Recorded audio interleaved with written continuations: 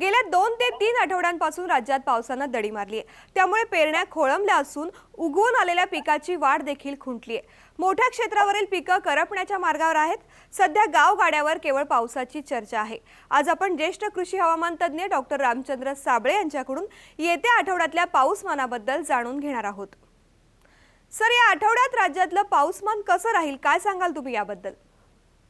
या आठवड्यामध्ये साधारणपणे सिंधुदुर्ग, रत्नागिरी या जिल्ह्यामध्ये काही प्रमाणात म्हणजे साधारणपणे प्रतिदिनी 10 ते 15 मिलीमीटर पर्यंत पाऊस राहण्याची शक्यता आहे। तर कोल्हापूर, सांगली, सातारा, पुणे, अहमदनगर या जिल्ह्यांमध्ये देखील त्याच्याही पश्चिम भागामध्ये 10 ते 15 मिलीमीटर पावसाची शक्यता आहे।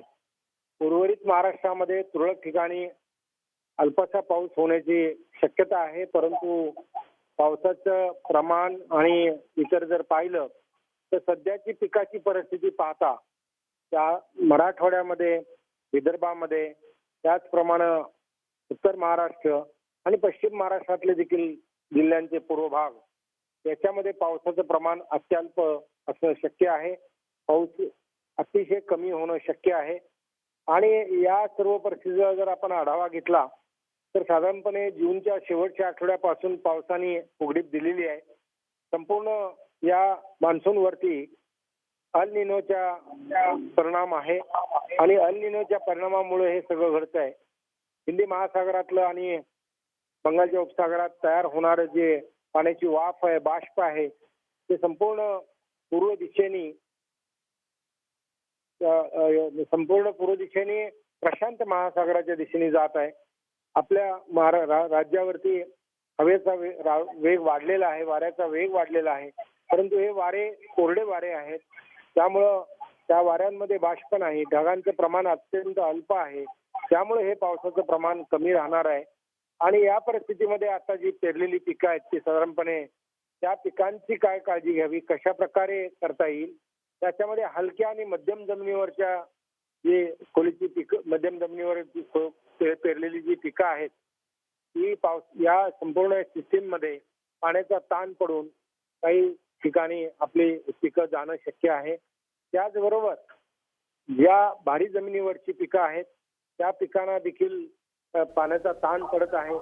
या सर्व परिस्थितीमध्ये ओळखण्या करणं, त्याचबरोबर एओलिन या द्रावणाची काही फळबागांच्या झाडांवर फवारणी करणं, अशा प्रकारची कामं या आठवड्यात करावी लागणार आहेत।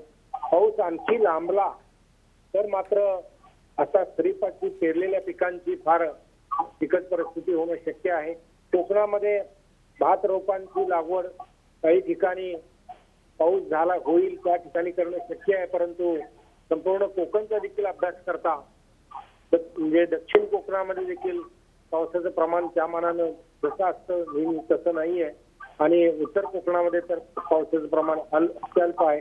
त्यामुळे आता सध्याची जी रोपं आहेत ती आणखीन काही दिवस तग धरू शकतात, परंतु चांगला पावसाची प्रतीक्षा आहे आणि तिथे चांगला पाऊस झाला नाही तर भात लागवडीत देखील अडचणी निर्माण होणार आहेत, भात रोपांच्या लागवडीची अडचण निर्माण होणार आहे। सर, सध्या जो पाऊस अडकलेला आहे तो का अडकलेला आहे आणि अशा परिस्थितीत शेतकऱ्यांनी आणि प्रशासनाने काय करावं, काय सल्ला देईल तुम्ही त्यांना? या सर्व परिस्थितीमध्ये पाऊस न येण्याचं कारण अल निनोचा परिणाम हा मी सुरुवातीला सांगितलेला आहे। अल निनोच्या परिणामाने त्याचा परिणाम जोपर्यंत राहील तोपर्यंत चांगल्या पावसाला सुरुवात होणार नाही, परंतु जुलैच्या शेवटच्या आठवड्यामध्ये चांगला पाऊस सुरू होऊ शकतो। ऑगस्टमध्ये आणि सप्टेंबरमध्ये देखील चांगले पाऊस होऊ शकतात, ज्याचं कारण असं की आपल्या मान्सून मॉडेलमध्ये आपण त्याचे अंदाज काढलेले आहेत आणि पुढे चांगला पाऊस आहे। त्यामुळे रब्बी हंगामामध्ये ज्वारीचं क्षेत्र वाढणं शक्य आहे, त्याचबरोबर रब्बी हंगाम चांगला साधणं देखील शक्य आहे। मात्र खरीपाच्या या पेरलेल्या पिकांच्या ठिकाणी जर आपली काही पिकं गेली तर तिथं पुन्हा सोयाबीन किंवा सूर्यफूल किंवा तत्सम पिकांच्या पेरण्याच्या तयारीत शेतकरी राहणार आहेत।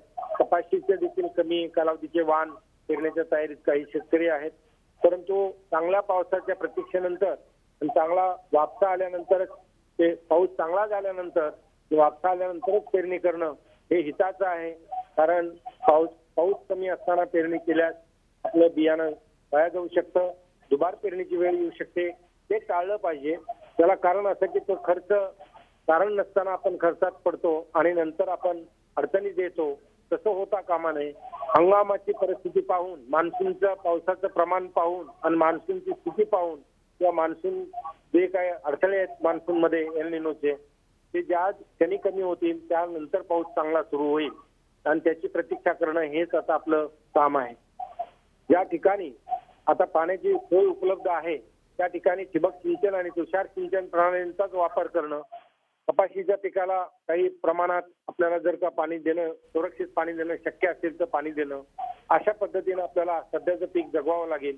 कोळपण्या करणं आणि भरता जमिनीचा मातीचा थर हलवणं आणि ते बल्किंग सारखं किंवा आच्छादनांसारखं मातीचा भाग करणं की ज्यामुळं जमिनीत असलेलं पाणी आता सध्याचं उडून जाणार नाही, ते पिकांना उपयोगी पडेल.